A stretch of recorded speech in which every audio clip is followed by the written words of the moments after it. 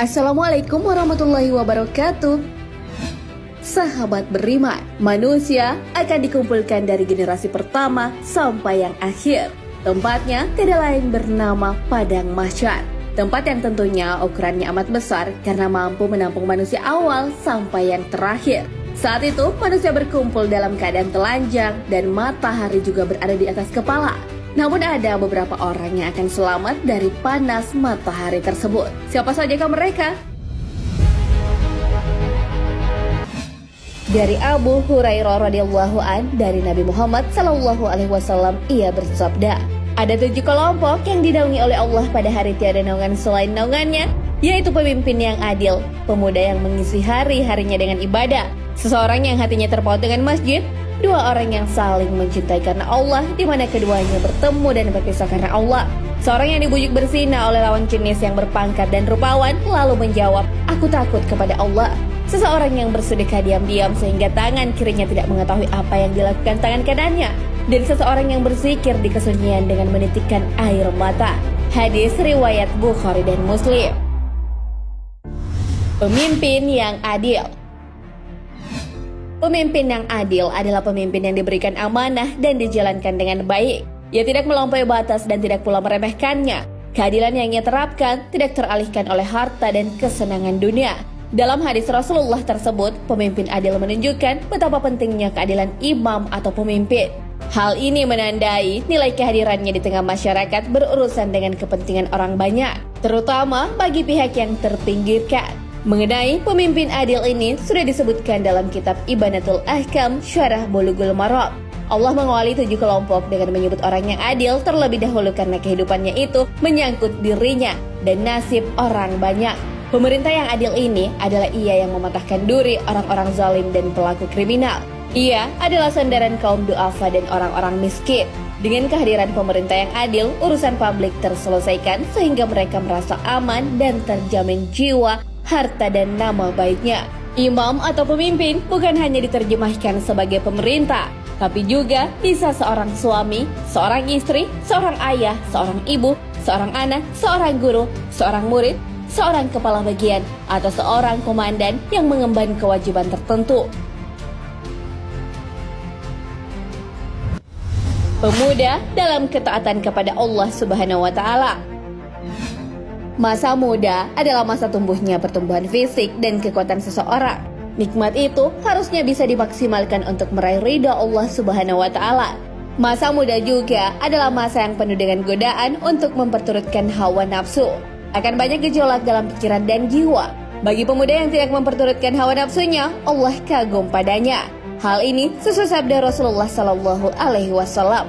Sesungguhnya Allah Ta'ala benar-benar kagum terhadap seseorang pemuda yang tidak memiliki sapwa. Hadis riwayat Ahmad. Sapwa adalah tidak mengikuti hawa nafsu dengan melakukan hal-hal yang baik dan menjauhi keburukan. Terkait penyebutan pemuda yang taat kepada Rabb-nya yang akan mendapat naungan dari Allah Subhanahu wa Ta'ala, Imam Abul Ula Al-Mubarakfuri dalam kitab Tuhfatul Ahwazi mengatakan bahwa hadis Rasulullah sallallahu alaihi wasallam tersebut mengkhususkan atau penyebutan seseorang pemuda karena usia muda adalah masa yang berpotensi besar untuk didominasi oleh nafsu syahwat. Disebabkan kuatnya pendorong untuk mengikuti hawa nafsu pada diri seorang pemuda. Maka dalam kondisi seperti ini, untuk berkomitmen dalam ibadah atau ketaatan kepada Allah tentu lebih sulit. Dan ini menunjukkan kuatnya nilai ketakwaan dalam diri orang tersebut. Orang yang hatinya selalu terpaut dengan masjid. Hal ini menunjukkan kecintaan seseorang untuk sholat dan berzikir kepada Allah Subhanahu wa Ta'ala. Orang yang senantiasa hatinya terkait dengan masjid didapat dengan menuntun jiwanya menuju ketaatan kepada Allah Subhanahu wa Ta'ala. Allah memuji orang-orang yang memuliakan masjid. Hal ini sesuai firman-Nya. Bertasbih kepada Allah di masjid-masjid yang telah diperintahkan untuk dimuliakan dan disebut namanya di dalamnya pada waktu pagi dan waktu petang. Lalu, laki-laki yang tidak dilalaikan oleh perniagaan dan tidak pula oleh jual beli dari mengingat Allah dan dari mendirikan sembahyang dan dari membayarkan zakat. Mereka takut kepada suatu hari yang di hari itu hati dan penglihatan menjadi goncang. Mereka mengerjakan yang demikian itu supaya Allah memberikan balasan kepada mereka dengan balasan yang lebih baik dari apa yang telah mereka kerjakan. dan supaya Allah menambah karunia-Nya kepada mereka. Dan Allah memberi rezeki kepada siapa yang dikehendakinya tanpa batas. Al-Quran Surah An-Nur ayat 36 hingga 38.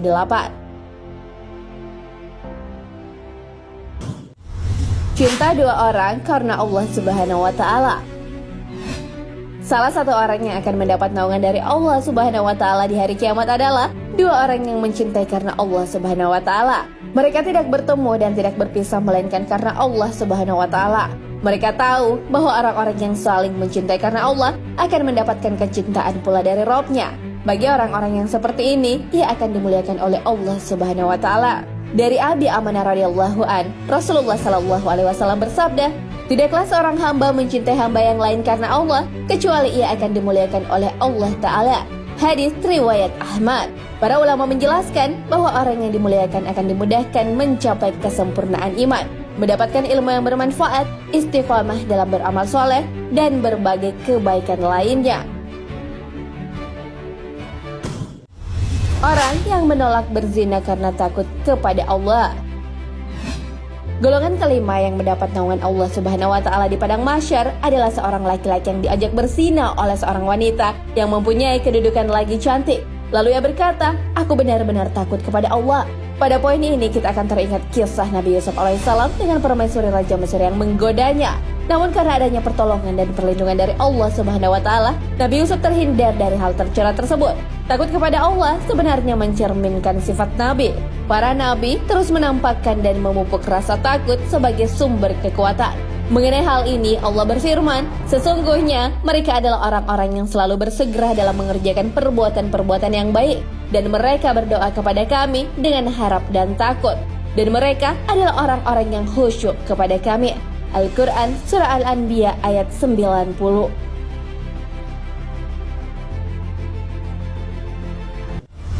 Orang yang bersedekah sembunyi-sembunyi. Orang yang bersedekah secara sembunyi-sembunyi adalah cara sedekah yang ikhlas karena ia tak mau ada orang yang tahu. Orang yang seperti ini akan jauh dari sifat ria. Siapa yang bersedekah akan dinaungi oleh sedekahnya sendiri di hari kiamat. Hal ini sesuai dengan hadis Nabi Muhammad SAW.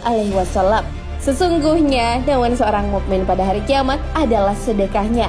Hadis riwayat Ahmad.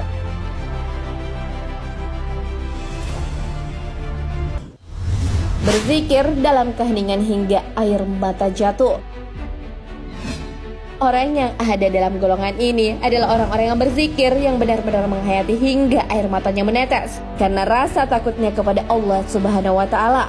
Menangis semata karena Allah akan mendatangkan manfaat di akhirat kelak.